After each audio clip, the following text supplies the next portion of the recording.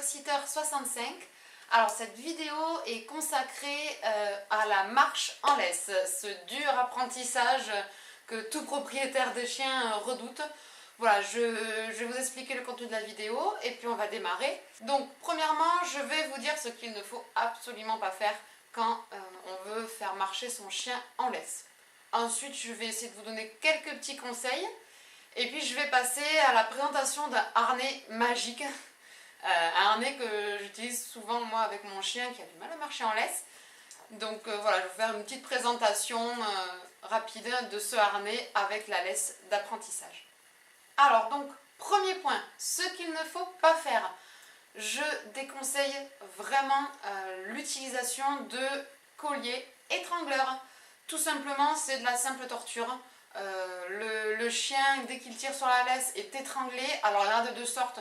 Vous savez, il y a le collier étrangleur qui étrangle tout simplement le chien quand il tire. Et il y a les colliers étrangleurs avec les crochets à l'intérieur, ce qui fait que quand le chien tire, ça l'étrangle. Et en plus, il y a les crochets qui rentrent à l'intérieur de sa nuque. Donc, c'est une souffrance pour l'animal. Du coup, le chien va associer souffrance à balade. Ce qui n'est pas le but du tout, ni pour le chien, ni pour le maître. Dans une éducation positive, je vous en parle depuis le début de mes vidéos, on ne fonctionne pas comme ça. Deuxième chose sur laquelle il faut éviter aussi pour toute balade en laisse, c'est les actes violents, les actes physiques.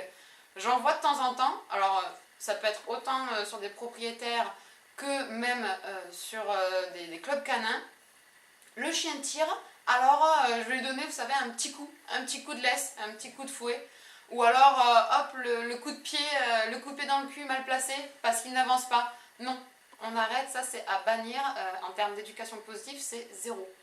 Donc le chien, il faut qu'il associe la balade à du plaisir, à une bonne relation avec son maître. Donc là, si vous utilisez le collier étrangleur, les actes physiques violents, vous n'allez pas y arriver. Ou alors vous allez y arriver, mais votre chien va subir la balade et va avoir peur de vous. Dernière chose aussi sur laquelle je voulais insister, c'est la laisse. La laisse que vous utilisez quand vous sortez en balade, ce n'est pas un jouet. C'est une laisse qui sert à balader. Donc il faut que le chien associe cet objet à la promenade.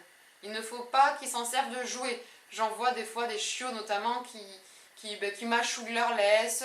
La laisse, c'est fait pour sortir, ce n'est pas un jouet. Sinon, il n'arrivera pas à faire la distinction et vous aurez du mal à le faire revenir au pied. On passe aux petits conseils que je vous donne pour que la promenade en laisse soit un plaisir autant pour vous que pour le chien. Je vous avais déjà parlé de ce petit objet lors de ma dernière vidéo de Amiform. Voilà, ça, notamment pour la marche en laisse, en tout cas pour l'apprentissage, c'est super. Vous l'accrochez à la ceinture et dès qu'il revient vers vous, vous lui donnez une petite friandise. C'est vraiment très accessible. Vous pouvez lui en donner plein avec les friandises d'apprentissage. Donc voilà, ça vraiment pour l'apprentissage de la marche en laisse, c'est génial. Ensuite, lors de l'apprentissage, n'hésitez pas à l'appeler souvent. Vous l'appelez, vous lui dites des mots forts, des mots qu'il comprendra. Par la suite, viens au pied, viens ici, avec son nom. Du coup, à chaque fois qu'il vient, hop, friandise. Il va associer le fait qu'il soit près de vous à la friandise. Et vous verrez au fur et à mesure du temps, vous laisserez les friandises de côté, vous sortirez sans. Et votre chien sera toujours, en tout cas, auprès de vous, sans tirer. Donc, s'il voit qu'il est encouragé et qu'il a des friandises, ça marchera. Dernier petit conseil, si c'est la première fois que votre chien marche en laisse, notamment pour les chiots, je vous conseille de commencer par un endroit calme. La marche en laisse déjà peut être stressante pour un chien, vu qu'il est attaché. Alors en plus, si vous commencez dans un endroit où il y a du bruit, des voitures, des gens, d'autres chiens, il ne va plus vous écouter. Il faut qu'il soit dans un endroit où il n'y a rien, genre un parking le dimanche où il n'y a aucune voiture, où il n'y a personne. Comme ça, le chien se concentrera que sur vous, que sur vos ordres. Et puis, ça sera beaucoup moins stressant. Et au fur et à mesure du temps, vous irez dans les endroits où il y a des voitures, des gens, d'autres chiens, mais quand il sera déjà habitué au fait d'écouter aux ordres que vous lui donnez. Allez, troisième point, la présentation du harnais magique.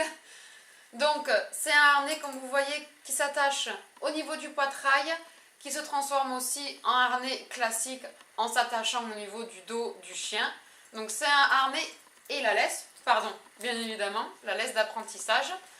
Donc, ce sont des objets évolutifs, c'est-à-dire que vous pouvez l'utiliser quand votre chien ne marche pas du tout en laisse, jusqu'au moment où il marche complètement en laisse.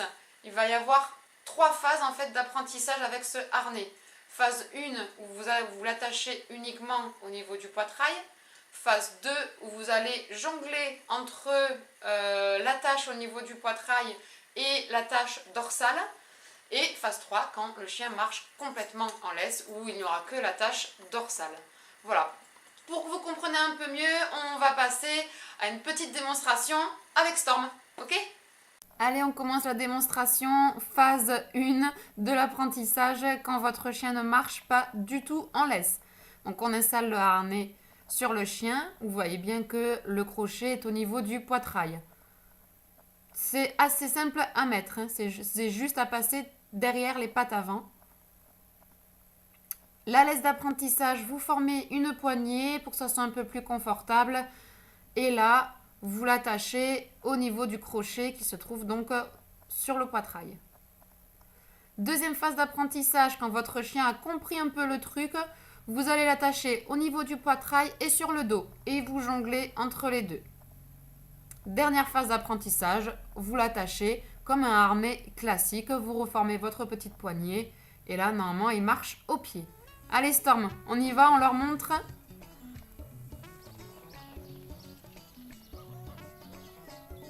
Voilà, c'est la fin de la démonstration avec une petite friandise, bien sûr. Allez, c'est la fin de cette vidéo. J'espère qu'elle vous aura plu. Moi, je vous dis à très bientôt pour une prochaine vidéo. On n'oublie pas Goyave, qui est toujours à adopter. Je vous fais des bisous. Ciao, ciao.